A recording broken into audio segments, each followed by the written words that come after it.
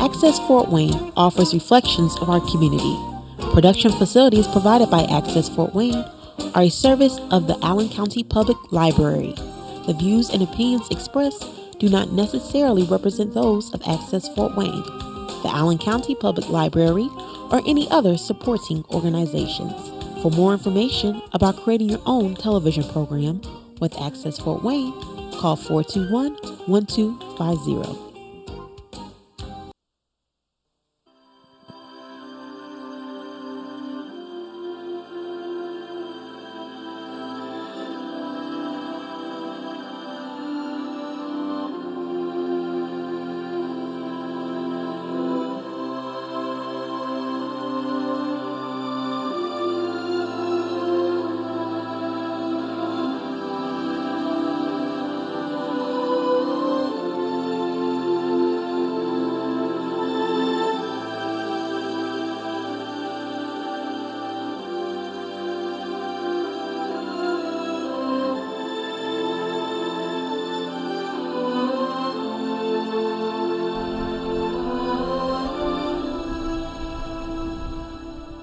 Welcome to Homelessness in Fort Wayne.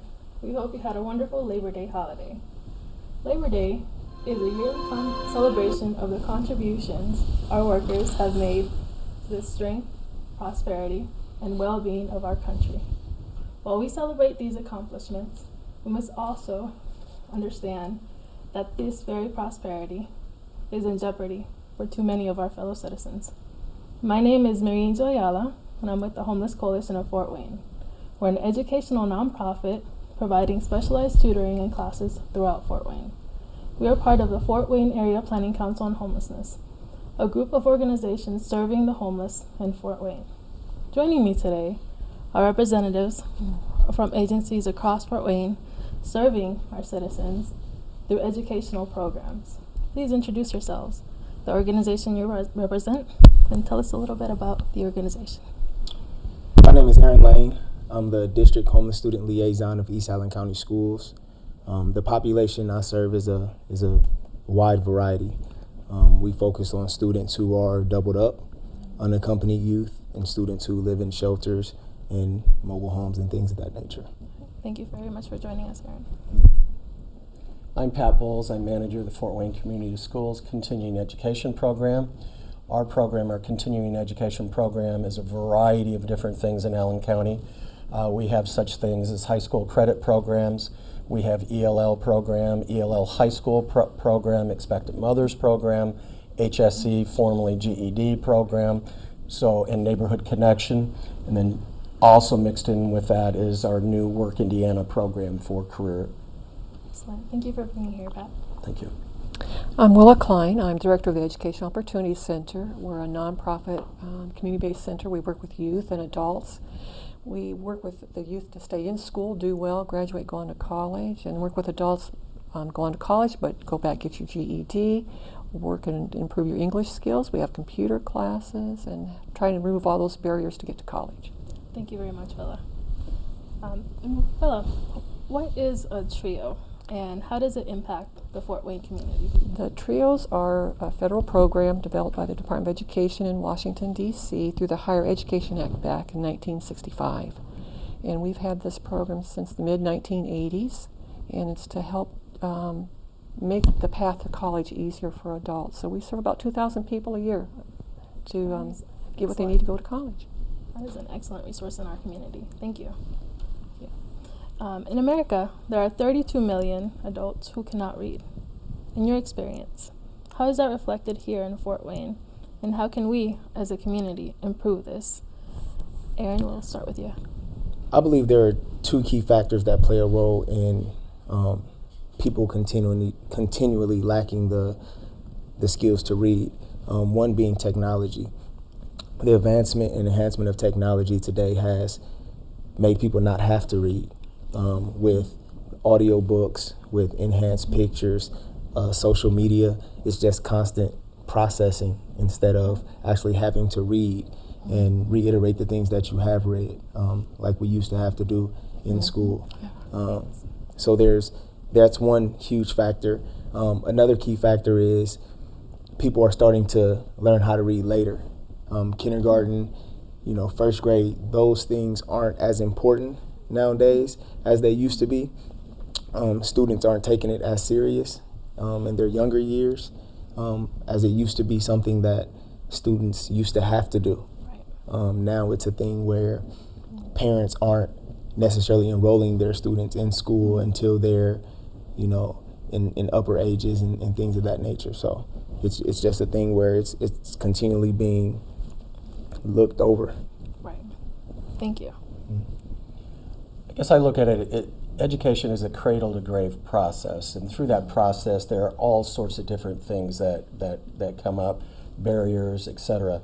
When you look at the 32 million for all of the United States, I kind of look at a 2012 statistic, and this is from the Indiana Business Research Center. And basically that statistic is that there are 24,848 adults ages 18 to 64 in our county itself, in Allen County, without a high school diploma or equivalent. That equates to about 11.4% of the population of Allen County. So we have that need out in the community.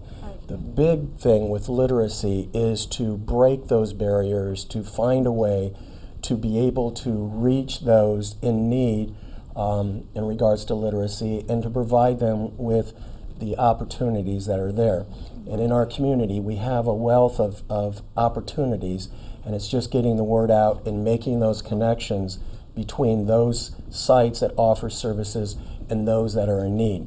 And sometimes what happens, as we see many times in our program, for whatever reasons, people feeling embarrassed, people keeping it silent in dealing with their literacy, the thing that we try to do is to bridge that gap and provide those services necessary. And so if any word I think comes to mind, it's collaboration. It's collaboration with members of the community in helping those individuals that need that extra push. Exactly. Thank you, Pat. I agree with you 100%. The community needs to come together. We have excellent organizations that help individuals who want to move forward, and we do need to come together. Thank you. Well, I think in addition, a couple ideas popped into mind. There are more and more issues just related to learning people have encountered. Maybe part of it's technology, but we see adults, they want to read, they like to read, but they have a low level. It just has problems in the cognitive, trying to process dyslexia or whatever it might be. How do you help them jump over those obstacles and learn how to deal with it and learn to read better? Right. And I think for the children we serve, like you say, there's more exciting things to go on. So I'm going to sit and read this book. I'm going to hop on and do a game. And they don't practice. And if you want to be good at anything, you have to practice. You want to be a good ball player, you're going to practice and be out there shooting hoops. Right. But kids don't want to sit and open a book. Okay, let me practice reading so I get very good at this. And something challenging, not just a comic book. Yes. Thank you. As Pat said, there are 24,000 adults here in Fort Wayne that lack basic literacy skills. In your experience, what is the cost to Fort Wayne as a community of this skill gap? I think the cost of Fort Wayne is going to be the continued rise of unemployment, because people are going to continue to lack the skills that jobs need, such as typing, performing different things as far as documentation, keeping records. People are going to lack those types of skills, so they're not going to be able to be employed by companies who are willing to give jobs. Therefore, we're going to see an increase in factory jobs and minimum wage jobs, which are ultimately going to make families struggle. Right. So I just think there's going to be an increase in unemployment if people do not learn the necessary skills. Yes. Thank you. I think when you look at the jobs in regards to the Fort Wayne community, and I think we've done an excellent job in revitalizing parts of our town in the last few years, and I think the potential there is excellent. When you look at the educational aspect and dealing with individuals and the types of jobs that they get, it's very clear that the STEM model is really the wave of the future. And when you look at science, technology, engineering, math, and you look at all of those skills, that's where we need to be focusing in on to be productive members of our society, not only today but in years to come. And as that being the wave of the future, I think all educational realms should be going toward that goal and getting people trained in those areas. You know, I was talking to an individual that came back to our program a few months ago, and the job that they held is now automated, so their job was eliminated. And so what you want to do is make yourself marketable, find a passion in what you want to do, but also looking at those high demand jobs in the future and really focus in on that, because there are so many changes happening each year that we want to be prepared in the future. And by looking at the future and the educational aspects, particularly again in the STEM model, I think that's where our future lies. Exactly. Thank you. I think moving past even employment, you have people who aren't engaged in the voting process because they don't read, aren't engaged in that, or even as parents being engaged in their children's learning to help them. Let me sit down 10 minutes and read with you today. It becomes their whole life situations, and how they can be a vibrant part of the community and of their child's life and their family's life. In addition to the employment, it's that self-worth of what I can contribute to my community. Exactly. And that's where organizations like us, we have to tap into. It's very vital in the community. Must help us tap into this. So thank you. Pat, could you tell us a little bit about the programs at Anthus and the connections you build in the future of Fort Wayne citizens? Absolutely. Fort Wayne Community Schools Continuing Ed program has a variety of different programs within the umbrella of continuing education. As I mentioned earlier, we have high school diploma classes. We have HSE, high school equivalency classes, which was again formerly the GED. We have ELL high school classes, ELL classes, expectant mothers classes, neighborhood connection program. So we have a variety of programs for those 16 years of age and on. In the past, I believe, just for instance, the HSE, I think at times, years ago, that was an end in dealing with education. And what we're finding right now is that the HSE, the high school diploma, should be a means to an end. And as such, we had, I believe, for several years, a component that was missing. About 5 years ago, where the continuing ed program, adult ed in the state of Indiana, was under the jurisdiction of the Indiana Department of Education, the Department of Workforce Development took over adult ed in the state of Indiana. One of the things, and it made a lot of sense because when you talk about education and your goals, they tie very closely into employment. So one of the things that was brought about in the last few years is a program that we have for all of our students in our continuing ed program called Work Indiana. And with Work Indiana, that is a key component because right now we have 12 certification programs. So like culinary arts, CNC, logistics, CNAs. These are all high demand jobs in northeastern Indiana. And those are ones that students, when they go through the program, they come out with a certification. All programs are certified, and that they can use that in dealing with employment. So an individual that goes through the CNA, Work One, and the neat part about it is that CNA program would cost, let's say, $1,400. Work One and Department of Workforce Development pays that money. So a student can not only get their HSE or their high school diploma, but they also can get a certification program, be certified in an area that will help give them a boost in regards to employment and also in the area that they have passion and desire to be successful. Exactly. So going back to that CNA person, we have an individual, for instance, that not only went through the CNA program, but also they pay up to $6,000 total toward that certification of that individual.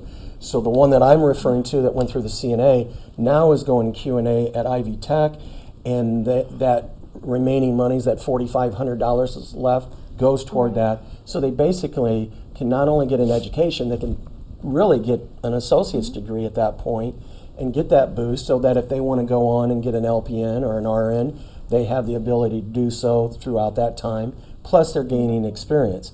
And so I think, with our program, it's not only those items, but it's also that working employment component, that skills for a demand job that we also offer students. The last thing is that we, with the HSE, we are the only provider in Allen County that gives the HSE test. And so we do have that as part of our program as well. And we have, lots of students that are testing there. And then with the new HSE, we're in year 1 of a 3-year phase, so the rigor will increase the next couple of years as well. Yes, thank you. And as far as the HSC, we go back to what you mentioned about STEM. This new exam, the task, is now more math-centric. Can you tell us a little bit more about that? Well, yeah, I'll give you an example. My son is a senior in college in engineering, and it was fascinating to him when I was explaining, we just started a new certification program this summer, electronics course, and it's tied very much into what he's doing in his engineering class there. So these jobs that are out there and the certification programs that we have really fit in nicely to that STEM model, and are areas that we have employers that are actually hiring our students while they are in the program, even before they finish it, because again, they're high demand jobs. MIG-TIG welding is an example of one that we do, the CNAs. So, they're high demand jobs, and so they get that connection right away. Right. Thank you very much. Next question is for everyone. According to the Bureau of Labor Statistics, defines the working poor are those who spend 27 weeks working or looking for work, but still fall below the poverty line. 21% of those without high school diploma are working poor. That number drops to 9% with a high school diploma and to 2% with a bachelor's degree. Armed with these figures, how can those of us who work in education communicate this life-changing importance to our community? As stated, earlier, I think that it's very important that us as a community, community leaders in education, and those of us who are just avid advocates for our community need to come together and promote that there are resources to our people. May it be in the inner city or may it be in the suburbs, wherever people live, we have to make sure that they understand that there are resources available for them that will help them progress forward. We have planning council meetings on a monthly and quarterly basis where, community leaders, shelters, anyone who's in the community who has some type of resource to provide to people are meeting in this room to talk about what's best for the homeless population. And the more that we can do that and the more that we can spread word, I think the more that we'll continue to touch more and more individuals. Thank you, Aaron. We completely agree with you. Advocacy is so important. It's important to educate our community and let them know these resources are available. We had a graduate from our HSE program, and he went on to find employment, and he became self-sufficient through that in that way. And it's vital that anyone who needs the programs come forth and find the resources, and anyone who would like to participate in these organizations, the help is very much needed and appreciated. I think with the education being a cradle-to-grave process, and it doesn't matter what educational level a person is at, there is great concern. I mean, when you look at the state of Indiana, even at the college level, 5 years ago, we were number one in the amount of students that came out of high school into college. We ranked 48th out of 50 in those that completed college. And I say that because I think the key is not only the collaboration among agencies such as ours, but I also believe the other key is having that willingness and to remove those barriers that individuals have in order to get their education. I know, for instance, in our organization, one of the things that we have done in the last 2 years is we've expanded to 8 different sites in our county. because part of it was transportation getting to the location at Anthus. So yes, we still have a large program at Anthus, and that's our hub, but we also have within the community other locations within the community there to help people break down that barrier. We have them on transportation lines so that if they don't drive, a CityLink bus they can take and drop them off at that point. And I think that's the key, is identifying what those barriers are that people have in order to get their education and trying to eliminate those as best we can. Exactly, Pat. Thank you. Transportation is a big issue, and that's why our program, we go to shelters, we go to the halfway houses, we serve the population at their location, because we did find that to be a huge barrier. Additionally, a support system, they find the support system within their shelter, within their community, that is their family. And many people take that for granted, but it is something that we must acknowledge. It popped in my mind when you said passion. One of the things we do is career assessments. We have a couple assessments we give to help you figure out what you are passionate about or what you are able to do, so we can help people figure out what they want by giving them some services in those areas. We also help with the financial aid process. We help look for scholarships. So whatever school you want to go to, we'll help you figure out what is the best choice for you financially, how you want to do that. And our mission statement is we assist and encourage the people of Northeast Indiana to better their lives through education. So we're there to help you along the way, not do it for you. Just when you need some support, because a lot of times people that come to our classes, they're the only ones in their family who are involved in education, and just someone to encourage them along the way. Oh, yes. Thank you very much. Erin, East Allen County Community Schools is an Allen County County public school district, one of the largest in Indiana, serving over 10,000 students. In your experience, what are the primary difficulties homelessness imposes on education? There are several difficulties. First, even with the identification process of identifying students who are considered homeless. As I stated earlier, the wide variety of what McKinney-Vento Act, which my position is funded through, the wide variety of things that they consider to be homeless in itself makes it hard to identify students, because a student who is identified, living with grandma and grandpa who have stable living, they don't consider themselves homeless. But based on the McKinney-Vento Act, anytime you are in a living situation due to economic hardship and your parent and guardian is not there with you, you're considered to be homeless. So the first difficulty is the identification process. Second is attendance. Homelessness is so unstable, as we all know, that the transportation becomes an issue. Even the motivation to come to school becomes an issue. So what we find is the attendance is very scarce for students who suffer from homelessness or who are in any type of situation. And then when they do get to school, we run into a problem with that motivation or the want to. Because for a homeless child, how can we expect them to focus on their education when they don't know where they're going after school or where they're going to get their next meal from? A lot of homeless students come to school just because it's a shelter and because they know that they're going to get lunch. So there are many things, and as you stated before, the barriers that we have to try to eliminate in order to make their education stable is key. And thank you very much for bringing that up, Erin. That is a resource many people are not aware of that is provided by the public school system. Thank you.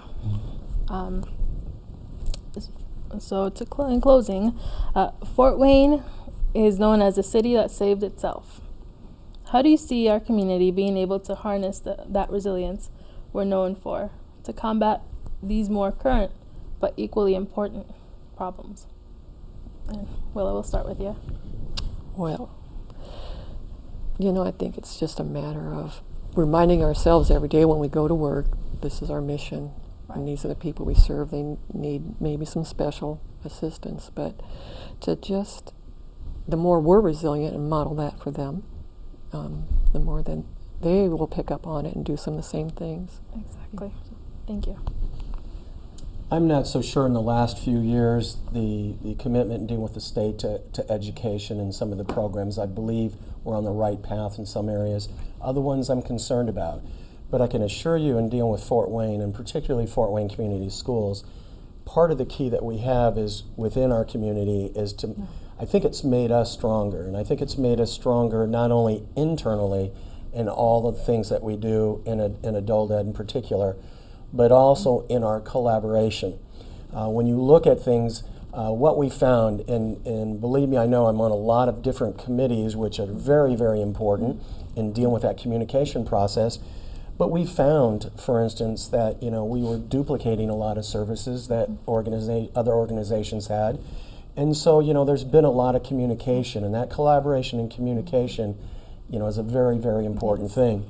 And when you look at programming, and to give you an example, our ELL program, when you talked about Fort Wayne saving itself, it even went further. And I can't think of another city in our country that has the city of churches and the communication and the fellowship that we do in our area.